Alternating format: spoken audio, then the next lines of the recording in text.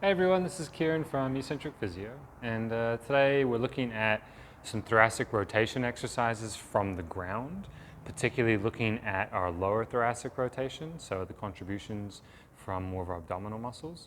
If that sounds like it's something interesting for you or something that you think maybe you need, then give this video a watch.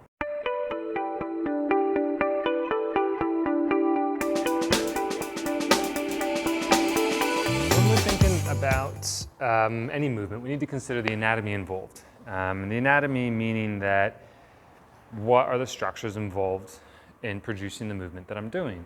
And then what is the movement? Which sort of origins and insertions are getting closer together? What's getting further away? And then, what are these prerequisites behind a lot of these things? Is there like some other movements going on in the background, like in a different coordination, at a different rhythm? So for example, breathing. Breathing goes at a different rate than other movement. And so they need to happen sort of separately, but together. The reason I bring that up is because these muscles are exhalation muscles. And if you're primarily using them as exhalation muscles, then they're not going to be as available to you to create movement, right?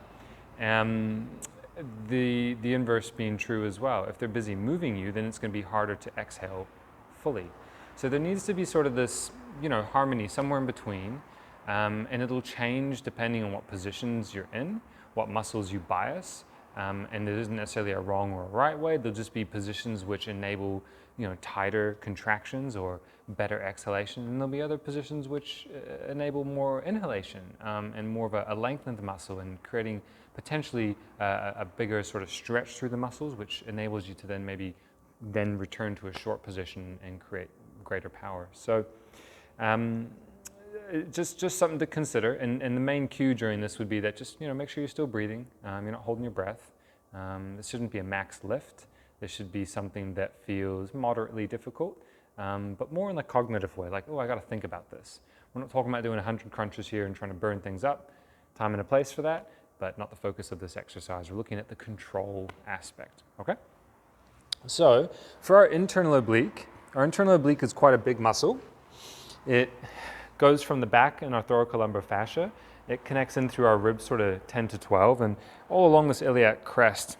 It comes around and sort of attaches in through this costocartilage as well, going down into our pubis through a shared tendon, the conjoint tendon, with our tibia. Think of it kind of like a quadriceps tendon.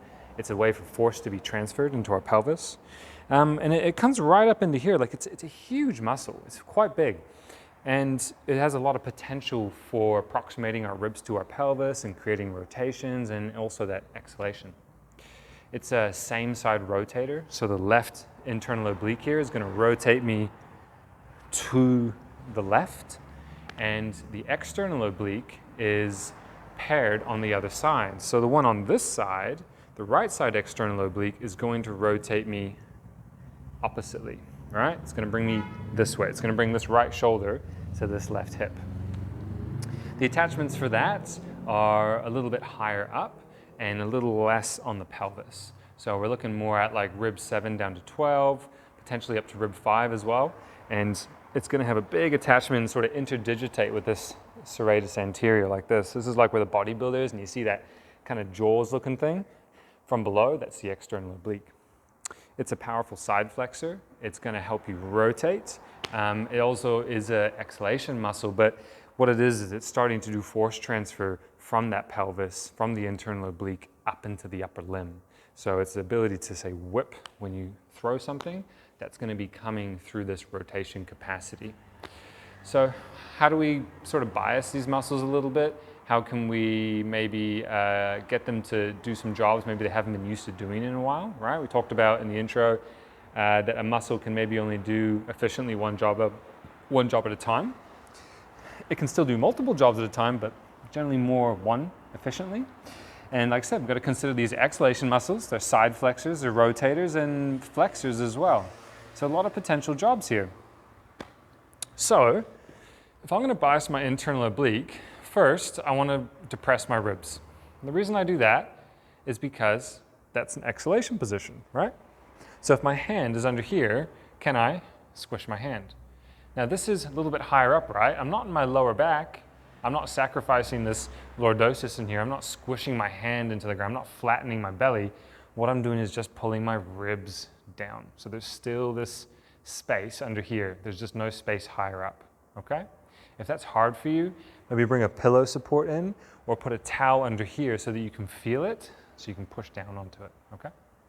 Then, with my left hand, I'm gonna try and touch the fibular head out here, okay? So I'm gonna reach, I'm gonna slowly crunch and rotate. That's a very different movement to going forwards and then trying to go over. That's like I'm trying to get myself up with the help of my rectus abdominis and then try and get over for that last little bit. And it's kind of a half-ass effort. Really, you want to start with the rotation and then start to come up. And if it's a bit tough to get that little bit of end range, exhale. And you're gonna get that last little bit, okay? So that's more your internal oblique. For your external oblique, you're looking at more this right hand here. And I'm gonna go for the same point, okay? So I'm gonna bias more the side flexion. I'm gonna try and side flex and touch over here. And am I also using my internal oblique? Yes. But if you look at the fiber orientation of these muscles, and what you'll notice is that the external oblique fibers are a little more vertical, whereas the internal oblique has a bit more variation to their fiber orientation.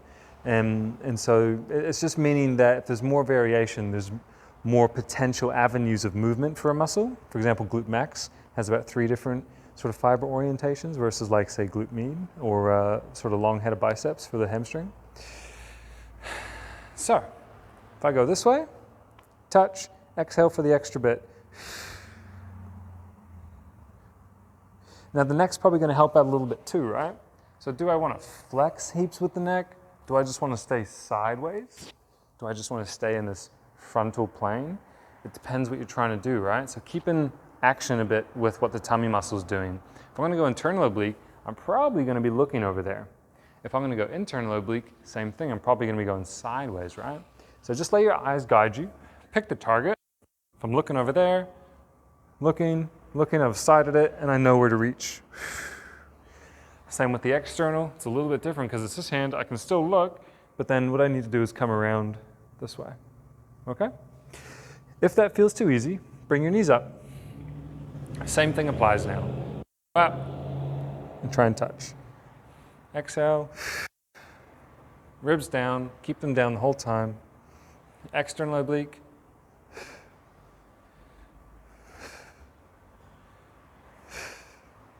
Okay? Might seem like some simple movements, but you might find that, say there's 4 potential movements there, you might find that one of them is very shaky, very challenging, whereas the other 3 or maybe other 2 are quite easy. Play around with them. If one's hard, that's the one you work on. Work on it till it gets easier and better, and then you can start working on maybe some log rolling, or you can start working on you know, things that require just a little more abdominal strength and stability, like some of our quadruped positions or resisting rotation. There's a lot of potential options here, but start here on the ground with your back on the ground, okay? If you like this video, then please hit like below. Otherwise, to check out more of our content in the future, you can subscribe to our channel by clicking our logo over here. And to check out our latest video, click up here.